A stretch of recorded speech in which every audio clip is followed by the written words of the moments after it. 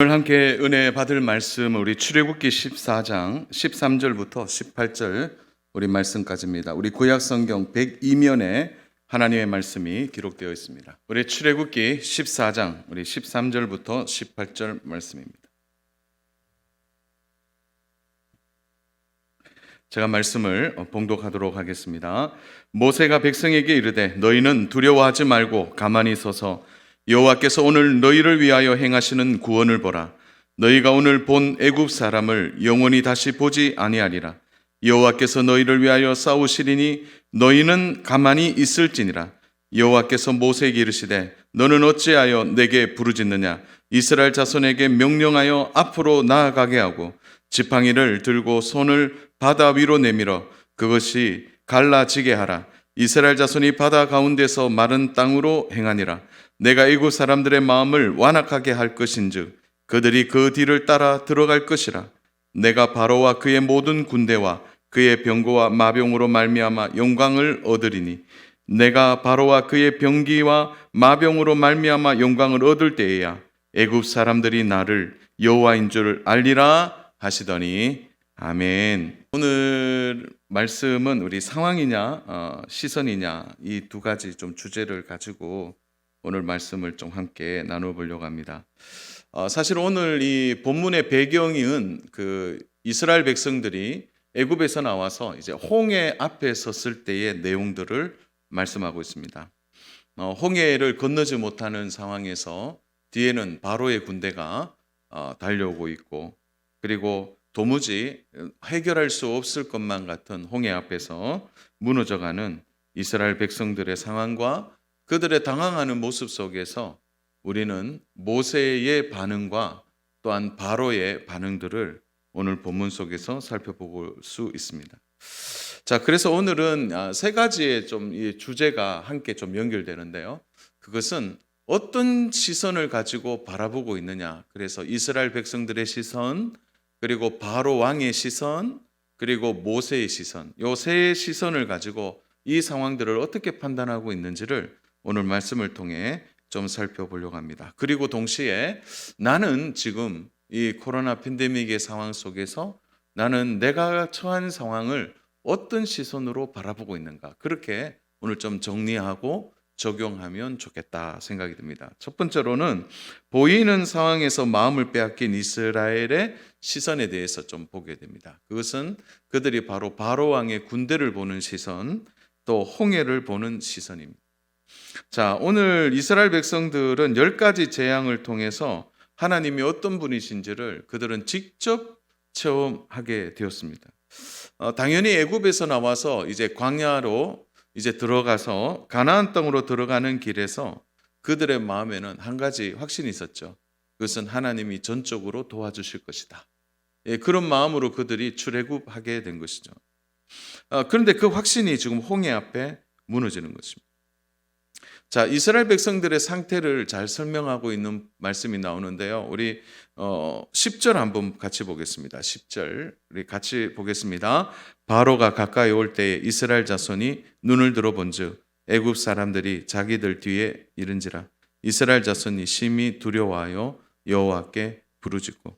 자, 첫 번째 그들의 심정, 그들의 상태는 어떻게 되죠? 바로 두려워함이 그들 가운데 가득했다고 말합니다. 그들이 두려워한 이유는 바로 바로의 군대가 그들의 눈에 보였기 때문입니다. 이 이스라엘 백성들이 본 이 바로의 군대의 위용이 도대체 어느 정도 되기에 이들이 큰 두려움에 사로잡혔을까요? 6절로 한번 거슬러 올라 보겠습니다. 6절 선발된 병거 600대와 애굽의 모든 병거를 동원하니 지휘관들이 다 거느렸더라. 그러니까 이제 요즘으로 말하면 그 바로가 영혼까지 끌어온 거예요. 사실은 뭐 그러니까 애굽이 그 당시에 초대 강대국인데 강대국이 할 수 있는 모든 병거 그리고 여기서 선발된 병거 600대는 바로의 친위되고요. 그리고 난 뒤에 애굽의 모든 병거는 애굽이 갖고 있었던 모든 병거를 이야기합니다. 그러니까 다 끌어온 거예요. 그리고 지휘관들, 특별히 탁월한 지휘관들을 불러서 지금 뒤쫓아오는 거죠. 여러분, 온 나라가 다 덤벼도 애굽을 이길 수 없는 당시의 상황에서 애굽이 이렇게까지 다 동원해서 달려오는 겁니다. 그걸 본 이스라엘 백성들의 마음이 녹는 거죠. 흙먼지를 일으키면서 미친 듯이 달려오고 있는 거죠. 여러분, 이런 두려움이 그들 가운데 있었을 때 이스라엘 백성이 한 일이 뭡니까? 10절 하반절 제일 끝을 보면 여호와께 부르짖었다 이렇게 나옵니다. 자, 이걸 잘못 이해하시면 안 돼요. 여호와께 부르짖은 이유는 두려움 때문인데 이것은 하나님을 신뢰하고 하나님을 믿는 믿음 안에서 하나님이 도와주실 것을 믿고 부르짖는 것이 아니에요. 그러니까 하나님께 원망하고 불평하는 부르짖음이죠. 왜 우리를 이렇게까지 놔뒀냐는 거죠. 그리고 왜 홍해같이 건널 수 없는 곳으로 우리를 인도했느냐라는 그들의 마음이 이렇게 부르짖음으로 드러나고 있는 거죠. 여러분, 그런데 이러한 부르짖음은 절대 문제를 해결할 수 없습니다. 우리가 살아가면서 하나님께 부르짖는 내용이 이렇게 좀 나뉘어질 것 같아요. 하나님, 나 지금 너무 힘든데 하나님, 나 좀 도와주세요. 그런데 그 안에 이제 원망하고 불평하는 마음이 가득한 상태에서의 부르짖음은 응답이 안 됩니다. 응답 받을 수가 없어요. 왜요? 하나님을 신뢰하고 그 믿음의 바탕을 둔 부르짖음이 아니기 때문에. 이스라엘 백성은 그 부르짖음이 온전한 하나님을 향한 신뢰에서 나온 것이 아니라는 거예요. 여러분, 우리 기도할 때 그런 기도 많이 해요. 하나님을 신뢰하면서 기도하기보다는 그 상황이 원망스러워서 하나님께 부르짖는 거죠. 근데 그 깊이 내면에 들어가 보면 원망과 불평이 우리 안에 담아져 있습니다. 이렇게 되면 해결할 수 없는 거죠. 한마디로 이런 거예요. 무서워요. 그냥 바로의 군대가. 여러분, 이렇게 무서워지면 무너지게 되는 것이죠. 하나님이 지금까지 이스라엘 백성들을 어떻게 인도해 주셨습니까? 사실 그들은 망각하고 있었던 거죠. 요 직전에 하나님이 엄청난 일들을 그들에게 보여줬어요. 여러분, 그렇게 보여주실 때 바로와 바로의 군대는 꼼짝할 수가 없었습니다. 그걸 직접 눈으로 확인했지만 지금 자신들의 신세를 한탄하는 자리에까지 이르게 된 것입니다. 사랑 여러분, 우리가 환경이나 상황에 쉽게 흔들리는 이유가 뭘까요? 그것은 바로 우리에게 지나친 판단의 지식을 갖고 있기 때문에 그럽니다. 그래서 우리는 어떤 상황을 맞이하면 미리 판단해요. 근데 사실은 하나님이 우리를 하나님의 형상대로 만드실 때 우리 안에 생기만 주신 것이 아니라 우리에게 하나님을 알아가고 담는 지혜도 담아주셨죠. 그런데 그 지혜가 어떤 상황을 판단하고 미리 예측하고 어떤 결론에 이르는 상황까지 그 판단이 지식으로 이용된다면 오늘 이스라엘 백성들의 모습처럼 처참하게 무너질 수 있다는 것을 우리는 봐야 합니다. 그래서 조금 후에 제가 설명하겠지만 모세가 첫 번째 내린 진단은 뭐냐면 너희들 가만히 있어라고 얘기하거든요.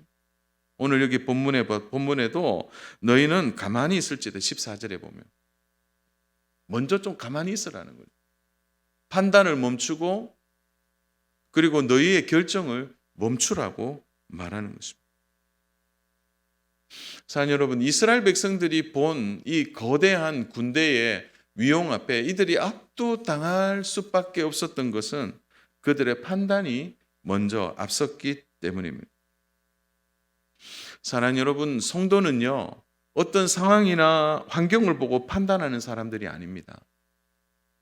성도는 상황 앞에서도 그 상황을 이끌어 가시는 하나님을 볼 줄 아는 것, 그것이 성도예요.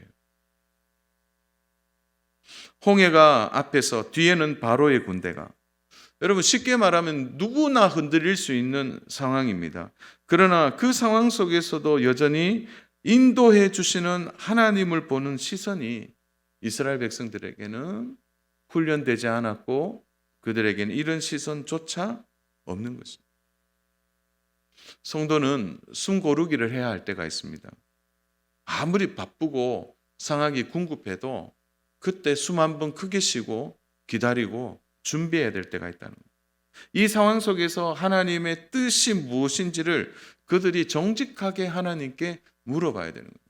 하나님, 왜 앞에는 홍해가 있고 뒤에는 바로의 군대가 달려오는데 하나님, 어떻게 하면 이 상황들을 이겨낼 수 있겠습니까? 라고 하나님 앞에 신실하게 그들이 엎드리고 부르짖음이 필요한데, 당장 상황을 보고 직관적으로 판단하고 결정하고 부르짖고 원망하는 이스라엘 백성들의 모습은 오늘 살아가는 우리들의 모습과 좀 닮아 있지 않습니까? 여러분, 우리가 어떤 일이든지 상황을 보고 미리 예측하고 판단하는 일은 매우 무모합니다. 아무리 그렇게 되더라도 여러분, 그 배경에서 하나님은 여러 상황들의 조각을 모아서 우리를 결국 하나님의 뜻대로 이끌어 가시는 하나님의 이 섭리에 대단한 손길이 있다는 것을 믿는다면 그저 일어나는 상황을 보고 판단하는 일은 오늘 우리가 멈추어야 하는 가장 중요한 일 중에 하나가 되지 않을까요? 왜 절망하고 좌절합니까? 결국은 상황 앞에서 내가 할 수 없다는 것도 인정되지만 이 상황조차 다스릴 수 없다라고 우리 스스로 자인하는, 하나님의 인도하심에 대하여 신뢰하지 않는 모습을 우리가 가진다면 우리는 무너질 수밖에 없는 거죠. 여러분, 코로나 팬데믹이요 계속되고 있습니다. 참 이 상황이 언제 풀릴지 몰라요. 그래서 상황만 바라보면은요 얼마나 낙심될 일이 곳곳에 많이 있는지 몰라요. 조금 희망을 갖다가 백신이 좀 많이 맞으면 괜찮아지고, 또 상황이 1년 되면 종료될 것 같고 치료제가 나왔고, 그래서 여러분 지금까지 좋아진 것이 있습니까? 상황을 보면 항상 이렇게 바로 무너질 수 있는 거죠. 성도는 상황을 보고 사는 사람들이 아니에요. 성도에게 확실한 하나님께 소망을 둔 시선이야말로 어떤 상황이 와도 흔들리지 않는 가장 중요한 이유가 되는 것입니다. 그래서 성도는 상황 따라 사는 사람이 아니라 하나님을 바라보는 시선을 따라 살아간다는 것, 우리 절대 잊지 않기를 축복합니다. 자, 그러면 우리 바로 왕의 시선을 좀 보면 좋겠는데요. 자, 보이는 상황을 보고 판단한 바로 왕이에요. 자, 3절 한번 보겠습니다. 3절 우리 같이 한번 읽겠습니다. 바로가 이스라엘 자손에 대하여 말하기를 그들이 그 땅에서 멀리 떠나 광야에 갇힌 바 되었다 하리라. 자, 광야에 어떻게 되었다고요? 갇혔다. 자, 바로 왕은 이 상황을 이렇게 판단하고 있는 거죠. 이스라엘 백성들 내 손에 다 죽었다. 이제 너희들 갇힌 바 되었으니까 내가 너희들을 이제 끝장을 내겠다라는 것이 바로의 생각이었어요. 바로는 기뻤죠. 왜냐하면 절대적으로 자신에게 기회가 온 것입니다. 홍해 앞에 오도 가도 못하는 상황을 보고 이것은 나에게 준 천금의 기회라고 생각하는 거죠. 그러다 보니까 어떻게 해요?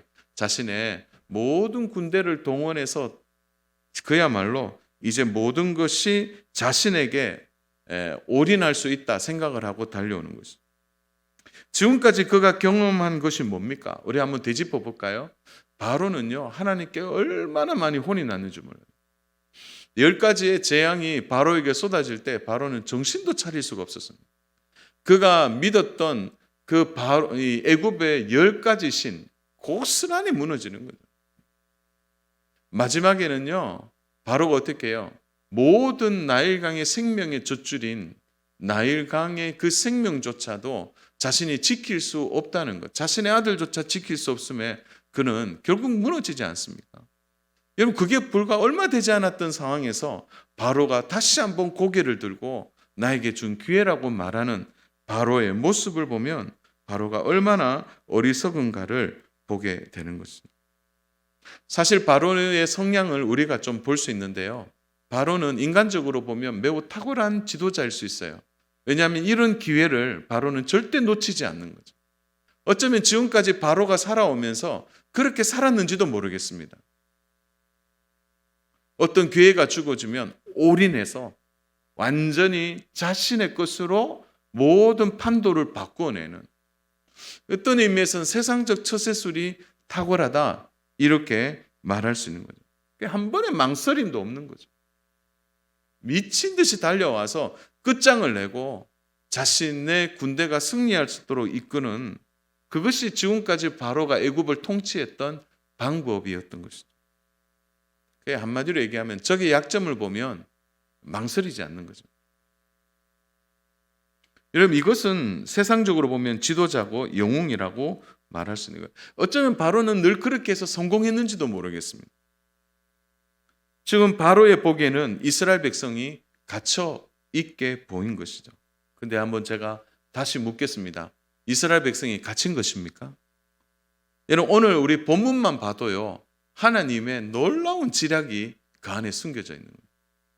모든 바로의 군대를 그냥 끌어모아서 바다에 수장시키고 하나님의 영광을 드러내고자 하는 것이 하나님의 계획인 거죠. 여러분, 그래서요, 바로가 바라보고 있는 상황은 바로를 망하게 하는 상황입니다. 사랑하는 여러분, 그러므로 바로를 망하게 하는 이것은 바로가 본 현실이고 바로가 본 상황이라는 거죠. 그래서 오늘 우리의 상황 속에서 잘 되고 또 나에게 기회가 주어지는 상황 같지만 그렇지 않는 일이 얼마나 많이 있다는 거 여러분 절대 잊어서는 안 돼요. 그래서 지금은 이 기회야. 그러니까 모든 것 쏟아부어서 판단하고 결정했지만 여러분 조금 지나보세요. 아닌 일이 얼마나 많이 있는지 모릅니다. 그래서 성도는 절대 상황 보고 판단해서는 안 돼요. 여러분, 어떤 일을 결정할 때 그 결정이 좀 늦어지더라도 하나님께 충분히 물어보고 마음에 평안이 올 때까지는 여러분 움직이면 안 됩니다. 오늘 바로가 판단하고 결정해서 달려가듯이 준비해서 갔지만 그는 결국 모든 것을 잃어버리게 돼요. 그래서 저는 성도는 조금 생각할 때 어떤 결정에 앞서서 좀 가만히 있는 훈련을 해야 할 것 같아요. 그래서 하나님 우리에게 주신 기도하라라는 이 사인은 기다리는 훈련 아닙니까? 기도하면서 기다리는 것은. 여러분, 그러나 우리가 생각할 때 마음속에 자꾸 그런 마음을 가져요. 지금 안 하면은 결국 손해보고 늦어지는 거 아닌가. 그래서 가끔 이렇게 물건을 살 때 보면 그 파시는 분이 그렇더라고요. 이렇게 이거 하나밖에 안 남았는데 꼭 그 얘기 하시더라고요. 그래서 제가 한번 그 경험을 했어요. 아이고 이거 지금 하나밖에 안 남았는데, 그래서 제가 이거 너무 낡았는데요. 그러니까 새 거 있습니다 이렇게 얘기하더라고요. 아이고 하나밖에 없는데 왜 새 것이 있어요? 그러니까 우리가 마음이 이렇게 조급해지니까 결국은 더 중요한 결정과 판단을 하지 못하게 되는 일이 일어나는 거죠. 바로는 이렇게 해서 무너졌어요. 상황은 보고 모든 걸 했어요. 결국은 수장돼 버리는 것이죠. 자, 그럼 오늘 우리가 좀 보아야 될 시선이 모세의 시선입니다. 상황보다 더 중요한 것은 우리의 시선 처리죠. 어디에 우리가 마음을 두느냐는 거죠. 우리의 눈을 두느냐는 것입니다. 우리 13절, 14절 같이 보겠습니다. 모세가 백성에게 이르되 너희는 두려워하지 말고 가만히 있어서 여호와께서 오늘 너희를 위하여 행하시는 구원을 보라. 너희가 오늘 본 애굽 사람을 영원히 다시 보지 아니하리라. 여호와께서 너희를 위하여 싸우시리니 너희는 가만히 있을지니라. 자, 모세의 시선을 한번 따라가 보세요. 자, 여기서 중요한 것은 모세의 시선이 어디에 있습니까? 바로 군대에 있었습니까? 홍해에 있었습니까? 여러분, 어디를 봐도 우리는 모세의 시선을 쉽게 따라갈 수 있습니다. 그것은 13절에 여호와께서, 14절에 여호와께서. 지금 모세의 시선은 하나님께 있는 것이죠. 하나님께. 홍해를 보지만 홍해 위에 하나님을 보고 있는 거고, 바로의 군대를 보지만 바로의 군대 위에 있는 하나님을 보고 있는 것입니다. 여러분, 우리는 이렇게 말할 수 있겠습니까? 이런 상황에서 하나님이 함께 하시고 하나님이 싸우실 것이다. 모래바람이 미친 듯이 일어나는 저기에 이제 숨 넘어갈 만큼 달려오는 그 군대 앞에서 너희는 가만히 있어라. 하나님이 일하신다. 참 이렇게 말할 수 있는 믿음과 이런 시선을 가지는 일은 참 부러운 일입니다. 모세는 홍해를 건너가기 전에 그에게 일어난 이 사건을 잊지 않고 있었던 거죠. 결정적인 순간에 하나님의 일하심, 이 어려운 순간에 하나님이 어떻게 일하시는지를 그는 보고 생각하고 그는 지금 판단하고 있는 것입니다. 우리가 살아가면서 한계를 만날 때 우리 안에 일어나는 심정의 변화 중에 하나는 초조함입니다. 그래서 이 상황에 도저히 해결할 수 없으니까 이 초조함 때문에 마음이 불안해지는 거죠. 이 불안한 마음은 결국 두려워하는 마음으로 극대화되게 되고 결국은 실수를 하게 되는 것이죠. 사람들이 돈을 좋아하는 이유는 하나입니다. 왜냐하면 문제를 푸는 가장 쉬운 방법이 돈이라고 생각하기 때문이죠. 그래서 돈이 있으면 마음이 좀 안정이 돼요. 어떤 문제가 와도 풀어나갈 수 있다는 거예요. 그래서 웬만한 일은 사실 돈이 해결할 때가 많이 있죠. 그러나 오늘 이 홍해 앞에서 바로의 군대 앞에서 이 돈이 무슨 소용이 있겠습니까? 시인은 시편 56편 11절에 이렇게 고백하고 있습니다. 내가 하나님을 의지하였은즉 두려워하지 아니하리니. 하나님을 의지하는 이 의지력, 결국 이 하나님을 바라보는 것이 두려움을 이겨낼 수 있다라고 시인이 말하고 있는 거예요. 여러분, 현실이 무서운 이유는 자꾸 한계를 보기 때문이에요. 내가 뛰어넘을 수 없다라는 한계를 스스로 이 현실은 우리를 인지하도록 만드는 것입니다. 누가 보아도 대안이 없다고 생각할 때 우리는 포기하게 되는 것입니다. 사랑하는 여러분, 제가 여러분에게 질문할 때 한번 시원하게 대답해 보세요. 하나님에게는 한계가 있을까요? 하나님에게는 한계가 있을까요? 우리가 생각하고 계획하는 것을 넘어 여러분, 우리는 하나님을 판단할 수 없습니다. 한계에 우리는 사로잡혀 있지만 하나님은 한계를 뛰어넘는 분이죠. 누가 홍해 앞에서 바다 밑에 길을 만드실 것을 생각했겠습니까? 하나님은 상상할 수 없는 일을 통해서 바다 밑에 길을 만들어 내신 것이죠. 아무리 상상을 동원해도요, 지금 홍해를 건너는 방법은 배를 만들어서 넘어가는 방법밖에 없는데 갑자기 수많은 배들을 어떻게 만들어서 건넌단 말입니다. 거기에 이스라엘 백성들의 마음이 녹은 것이죠. 그러나 하나님은 배 없이도 바닷길을 건널 수 있도록 만들어 주시는 거예요. 다니엘과 세 친구들이 풀무불에 던져질 때 누구도 상상할 수 없었어요. 왜냐하면 풀무불 속에 머리털 하나 상하지 않도록 하나님이 그곳에 지켜주신다는 생각을 아무도 할 수 없었던 거예요. 하나님께서 노아에게 방주를 만들라고 하시고 친히 설계 도면을 노아에게 주셨어요. 그래서 노아는 그 설계 도면을 따라 방주를 짓게 되었습니다. 그런데 아주 독특한 설계 도면이 하나 나옵니다. 그것은 하나님이 노아에게 창문을 만들 때 이렇게 만들어라, 이렇게 창문에 대하여 얘기를 했는데요. 창세기 6장 16절입니다. 우리 같이 한번 읽겠습니다. 그때 거기서 창을 내되 위에서부터 한 규빗을 내고 그 문은 옆으로 내고 상중하 3층으로 할지니라. 자, 창을 내되 위에서부터 한 규빗의 창을 만들라고 얘기하셨습니다. 한 규빗이 45cm이거든요. 크지 않아요. 근데 그 창문을 어디다 내라 했습니까? 위에 내라 그랬어요. 위에. 보통 창문은 옆에다 만듭니다. 옆에다가. 창문의 위치가 독특한 거죠. 하늘이 보이도록 창문을 내라고 한 것은 하나님의 중요한 의도가 있는 것입니다. 먼저는요, 밖을 볼 수 없도록 하신 것입니다. 아마도 이 부분은 우리가 쉽게 이해가 될 겁니다. 왜냐하면 물이 넘실거리는 세상을 보는 일은 매우 불편한 일이 되는 거예요.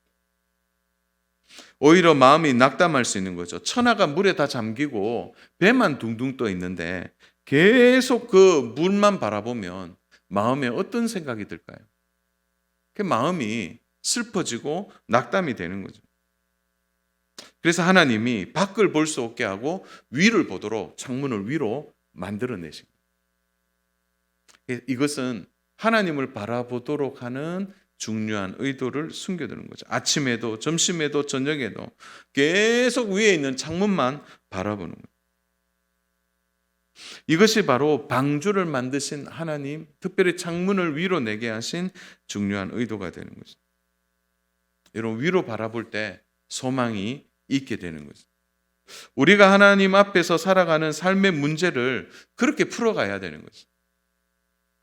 하나님 우리에게 답을 주시면 좋겠는데 답보다는 그 문제를 통해 하나님을 신뢰하고 의지하도록 하나님은 그 문제를 푸는 과정으로 먼저 우리에게 그 일들을 허락하신 거죠.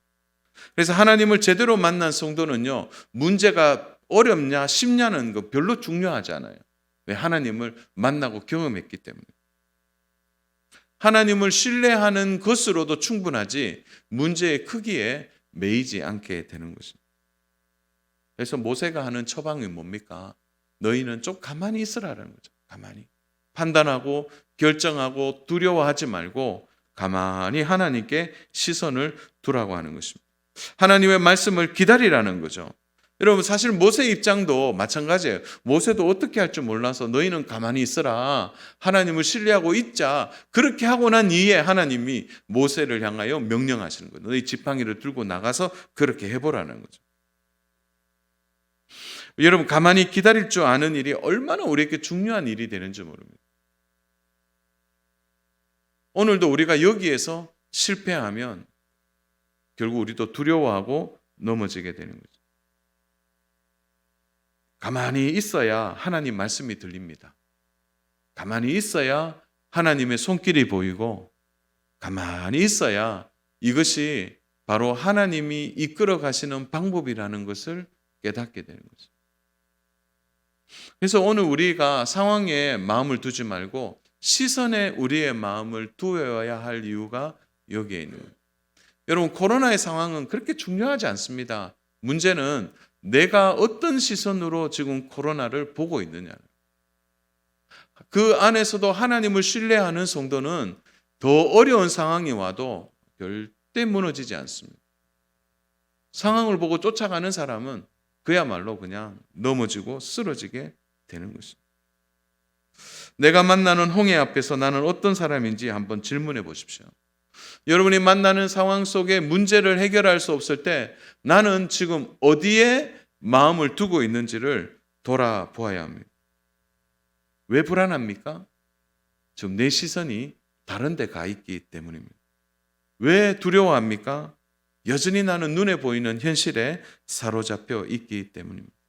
여러분, 결국은 어디에 시선을 두느냐의 싸움을 우리가 이 땅에서 하고 있는 것입니다.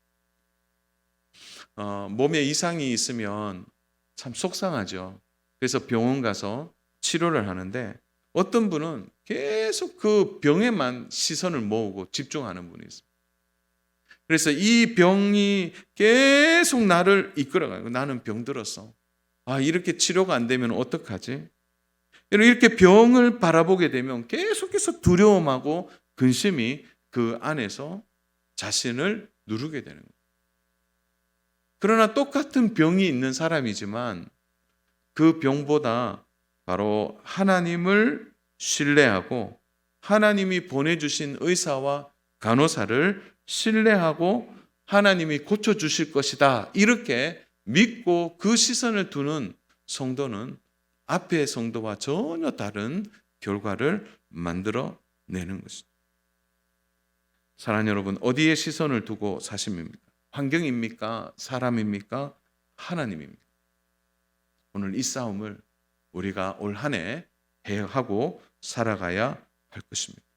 환경 보지 않기를 바랍니다. 사람 보지 않기를 바랍니다. 오직 우리의 어떤 상황, 환경, 사람 가운데서 우리 가운데 일하시고 역사하시고 이끌어 가시는 하나님을 신뢰하고 따라가는 저와 우리 귀한 믿음의 성도님 모두 되시기를 주님의 이름으로 축복합니다.